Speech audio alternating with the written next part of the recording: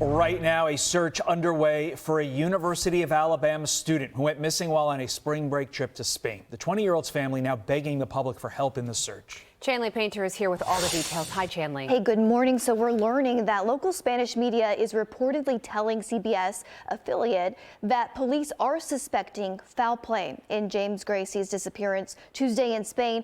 The 20-year-old's father is now in the country working with the authorities.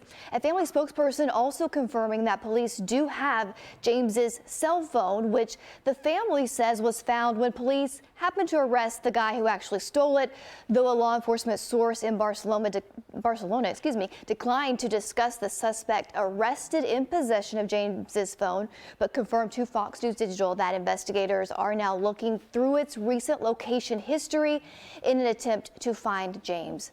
And this all comes as the University of Alabama student's family is now speaking out, saying this in a statement, quote, "Our family is deeply concerned about James Jimmy Gracey. Jimmy is a kind, responsible, and devoted son and brother. It is completely out of character for him not to check in with his family and friends. We ask that you keep Jimmy in your prayers and thoughts as we continue to do everything we can to bring him safely home."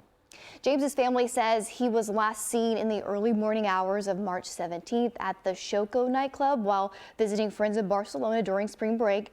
This is the photo of him that night. He was wearing a white t-shirt, dark pants with a gold chain with a rhinestone cross. Jimmy's aunt is also begging for anyone to come forward, saying this, quote, "It's one of those things you think isn't going to happen to your family, but right now we just really want to get the word out, get his picture out there, and beg anybody that might have seen him the other night, just please come forward." Well, the family is also asking anyone with information to call the number that is on your screen. And of course, coming up in the next hour, Jimmy's fraternity brother, who was in the club with him that night before he says Jimmy got separated from the group, will be speaking to Fox and Friends. So stay tuned for that, guys. Certainly will be. All right, Chanley Painter live for us. Chanley, thank you. Let's bring in retired FBI Supervisory Special Agent Jason Pack. Jason, thank you for joining us. What details stand out to hear from what we know so far? Good morning, Carly. Certainly it's a parent's worst nightmare. As a parent myself, like, your heart just goes out to this family. From a law enforcement perspective, the FBI's legal attaché program is in touch with the regional police there called the Mossos de Esquadra, which is the high-profile criminal investigative unit there that's taking a look at this case. From all information that I have, they're really pretty squared away and know what they're doing. So that's a good thing for the family and for the investigation. What stands out now is you want to identify the female he was last seen with and figure out who she is, and maybe that puts you in touch with his later, what he was doing later. Also, from a U.S. perspective, since it is the phone from the United States, the FBI is going to be able to work with phone providers here in the United States to get information under exigency or help serve court papers for the Spanish authorities and expedite that process to find out exactly where this information is. Yeah, and the phone does certainly feel like a key detail here. And what about questioning the individual who had his phone at the time of his arrest?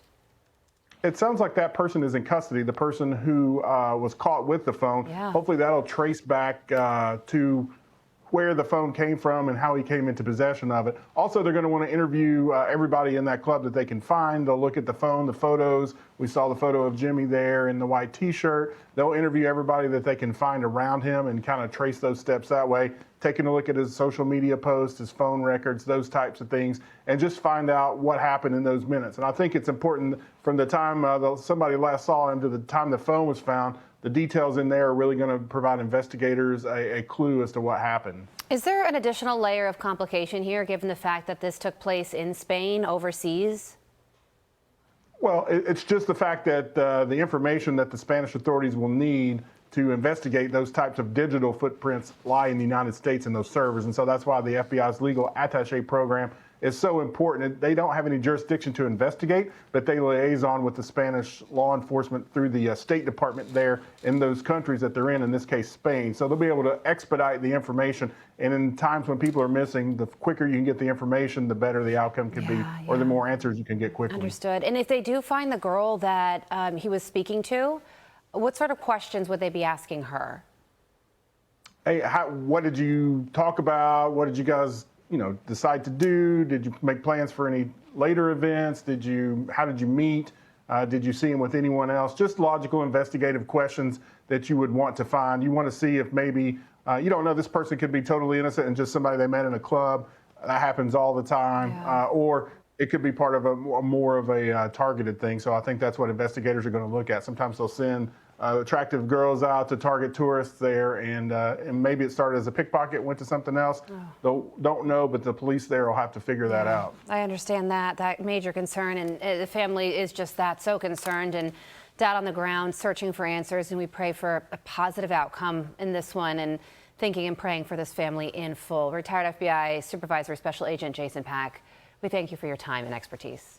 I'm Steve Ducey. I'm Brian Kilmeade. And I'm Ainsley Earhart. And click here to subscribe to the Fox News YouTube page to catch our hottest interviews and most compelling analysis.